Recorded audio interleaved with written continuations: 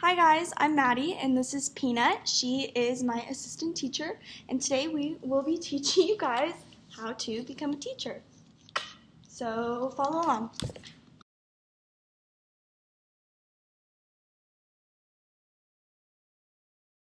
I've decided to organize my teaching material in kind of a lecture style, and by that I mean it's going to be mostly PowerPoint with voiceovers over the top, which I just thought that since most of us are kind of doing an online learning style right now, and especially being college students, this is kind of the way that we're being taught, so I thought it would be the easiest to follow along for everybody.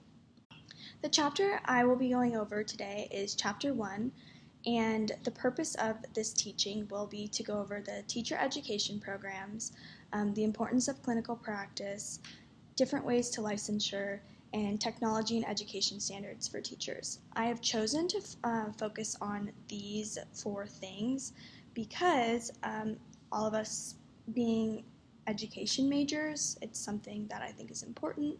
So I chose to focus on teacher education programs, and I went over our specific program at UNLV for elementary education majors. Just to go over it, a refresher, I went over the importance of clinical practice, which is kind of like what we're doing right now in a way, just going how to teach and everything and how important it is, because just learning how to become a teacher isn't the same as actually practicing teaching, so I thought that was really important. I also talked about different ways to licensure, because you don't just have to go to school to become a teacher. You can actually, if a school district thinks you're qualified enough, you might be able to become a teacher without actually getting a teaching degree.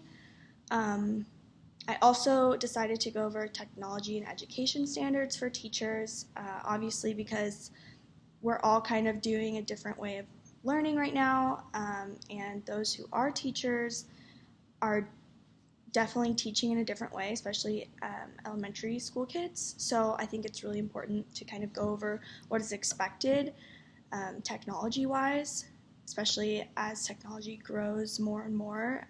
I think especially after COVID, we're probably going to see a shift into more technology-based learning, and who knows, maybe even more online learning. So I just went over kind of what we need to know going forward and how to become an important and effective teacher. So thanks guys, I hope you enjoy.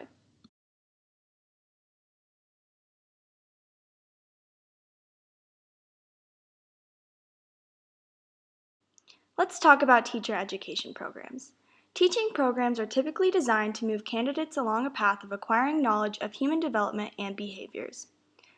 Laws affecting practice in schools, understanding of counseling practice and cultural diversity and its impact, and working with children with disabilities in regular classrooms.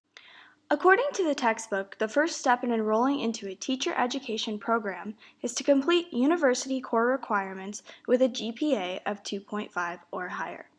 At UNLV, the completion of all program of study course requirements with a grade point average of 2.75 or higher and no grade below a C is required to enter the teacher education program. Hi guys, okay, so what GPA do you need at UNLV to enroll into a teaching program? Do you know, Peanut? 2.75 GPA at UNLV. At UNLV, you will need to complete 45 to 48 credits in your general education requirements.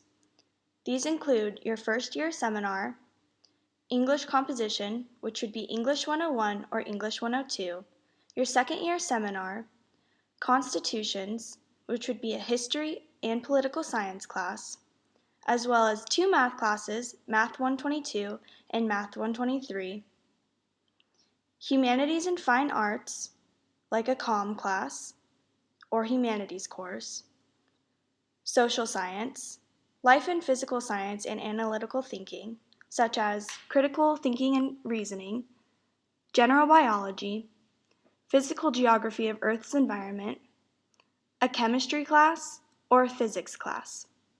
Additionally, you would need to complete one 3-credit course of a multicultural, and one international course, which would be 3 credits.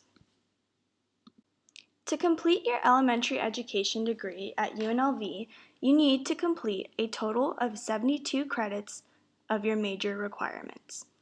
This includes Education 280, Valuing Cultural Diversity, Educational Psychology, Parent Involvement and Family Engagement for Students with and Without Disabilities, Students with Disabilities in General Education Settings, Curriculum and Assessment Elementary Education, and Foundations of Educational Assessment, as well as 42 credits in the elementary program requirements. This includes EDU 201, EDU 214E, teaching elementary school art, or music classes, teaching and learning elementary education, and so on. Finally, you would need to complete 18 credits of field experience. This includes your practicum. Let's go over the importance of clinical practice. Just observing teaching is not the ideal way to learn how to become a teacher. The most effective way for teaching candidates to learn how to teach is to be actively involved in the daily work of teachers. UNLV has partnered with Clark County School District and assigns education students to a site-based mentor and supervisor and requires evidence of reflection on practice to help candidates develop cognitive frameworks for teaching. An example of this is student teaching. Majority of teachers complete bachelor's programs at their university where they are admitted into an education program as juniors and complete field experiences in schools as a part of the course. Many of these programs require students to observe and work in schools several days a week and student teach in the last year of their bachelor's program. But there are other ways to become a teacher. Programs can be completed on campus through distance learning as well as in community colleges. School districts may even negotiate licensure to provide on-the-job credit for those who have the expertise to fill high-need positions but do not have a degree in teaching or a state license. As we all know and have personally experienced, COVID hit extremely hard. This has left both students and teachers to learn and teach in a way that they may not have done before. This is why it is important to go over the standards of technology in education for teachers. Number 1, it is the teacher's responsibility to facilitate and inspire student learning and creativity. This can be done through the use of technology to advance student learning, creativity, and innovation in both face-to-face and virtual environments.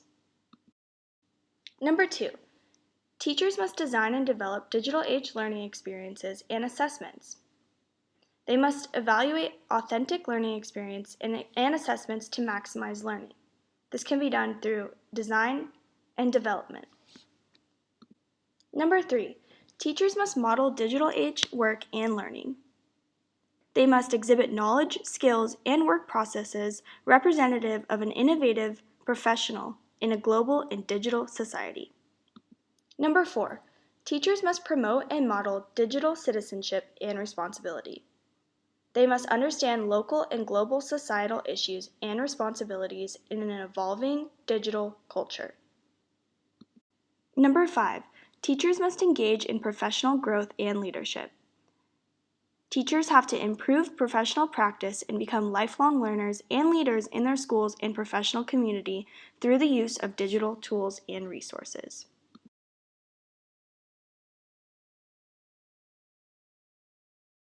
True or false? You have to have a teaching degree to become a teacher.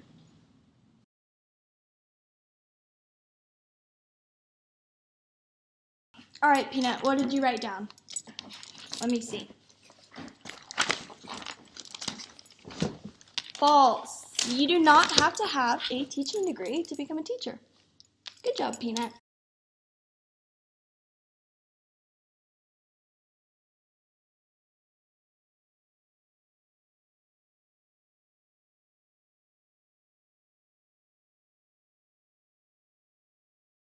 Thank you guys so much for watching. I know this is kind of a weird way to teach, but I hope you guys learned something, and if you didn't, I hope that it was a refresher of things that you guys already knew, and yeah, I'm excited to see all of your guys' videos and hopefully learn something new.